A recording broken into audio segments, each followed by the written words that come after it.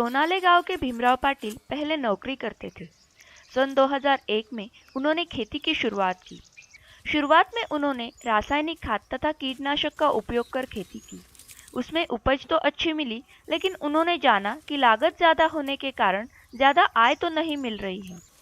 लागत पर खर्चा कम करने हेतु उन्होंने जैविक खेती का रास्ता चुना। उन्होंने जैविक खेती करने वाले किसानों के खेत देखकर, उस संबंध में साहित्य पढ़कर खेती की शुरुआत की। शुरुआती दौर में बाजार से जैविक खाद भी खरीदा, पर यह परावलंबन उन्हें ठीक नहीं लगा, तो उपलब्ध संसाधनों का उपयोग कर उन्होंने खेती शुरू की। शुरुआत के सालों में उपज कम रही, पर 2-3 सालों में रासायनिक खेती से ज्यादा उपज मिलने लगी और कुल आय बढ़ने लगी। उनके पास 2.25 एकड़ जमीन है। जमीन औसतन उपजाऊ है और 6 इंच तक मिट्टी का स्तर है।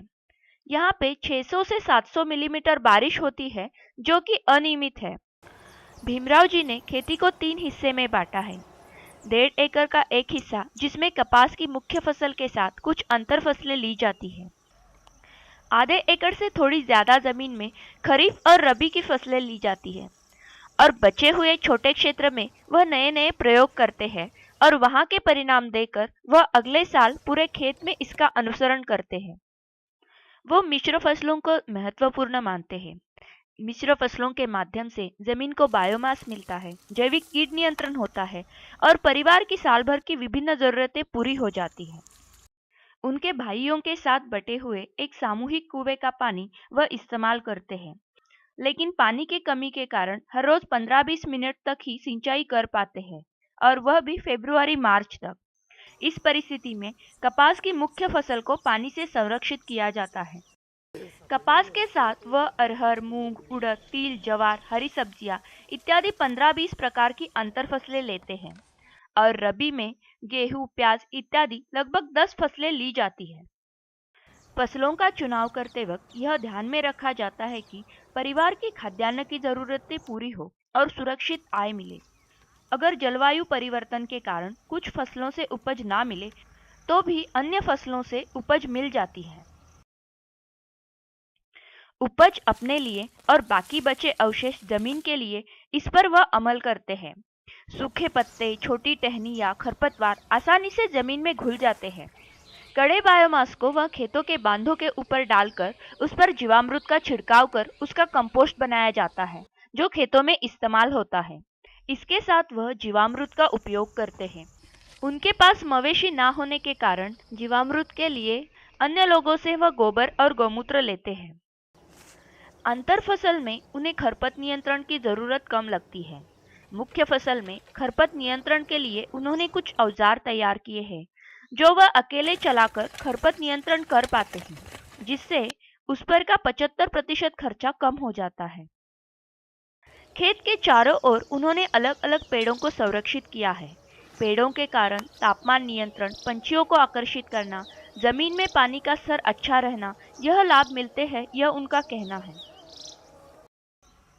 वह मानते हैं कि मिश्र फसल अपने आप में रोग कीट को कम बढ़ावा देती है। इसके अलावा पंछियों द्वारा जैविक कीट नियंत्रण हो, इस हेतु वह ज्वार जैसी ऊंची फसलें बीच बीच में लगाते हैं।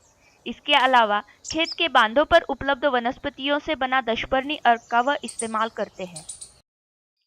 उनके पास ज्यादातर अपने खुद के बीज है।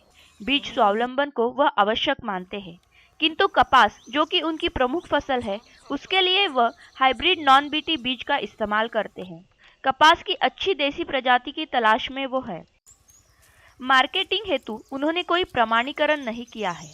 कपास की उन्हें प्रति एकड़ 15 से 20 क्विंटल उपज होती है, और वह सीधे मार्केट में बेची जाती है, और परिवार की जरूरतें पूरी होकर बचने वाले खाद्यान्नों की वह जलगांव में अनाज महोत्सव में बिक्री करते हैं। आता मागच्या वर्षी मला 1,53,000 रुपये मला या क्षेत्रातून मिळाले. झालं की मागच्या वर्षी माझा समजा गहू वगैरे दुबारसाठी जे होतं तर ते पावसामुळे खराब झाला होता. मागच्या वर्षी मुख्य पीक कमी होतं माझं. 30 गुंठे कापूस खराब झाला होता. खराब म्हणजे जर्मिनेशन आलं नव्हतं. म्हणजे जवळजवळ 8 ते 10 क्विंटल कापूस मागच्या वेळेस कमी आला होता. पण तरी सुद्धा त्या वर्षी सुद्धा मला या शेतावर मी तरलो. कारण उत्पन्न कमी आलं तरी आपला खर्च नाही राहत, त्याच्यामुळे ते काही इतकं नुकसानीचं बजेट नुकसानीचं होतच नाही त्याच्यात. सेंद्रिय शेती करताना तर आनंद खूप जाणवतो असा. आणि राहिलं जमिनीचं, तर जमिनीची सुपीकता आम्हाला उत्पन्नच सांगता येईल. उत्पन्नात दरवर्षी जी वाढ होते ना, तो की जीवामृत मी यावर्षी दिलंच नाही. एक बघितलं की बिना जीवामृतानं सुद्धा येईल का बुवा. आणि यावर्षी माझ्या शेतात मागच्या वर्षापेक्षा रिझल्ट चांगले आहे. म्हणजेच आपली जमीन पहिलवान झाल्याचं थोडं समाधान वाटतं आणि एक आत्मविश्वास की आता आपल्या शेताला उत्पादकता घटण्याचे चान्सेस नाहीच आहे. भीमराव जी और उनकी पत्नी सुषमा जी, इन दोनों की यह आत्मनिर्भर खेती छोटे किसानों के लिए अवश्य ही प्रेरणादायी है.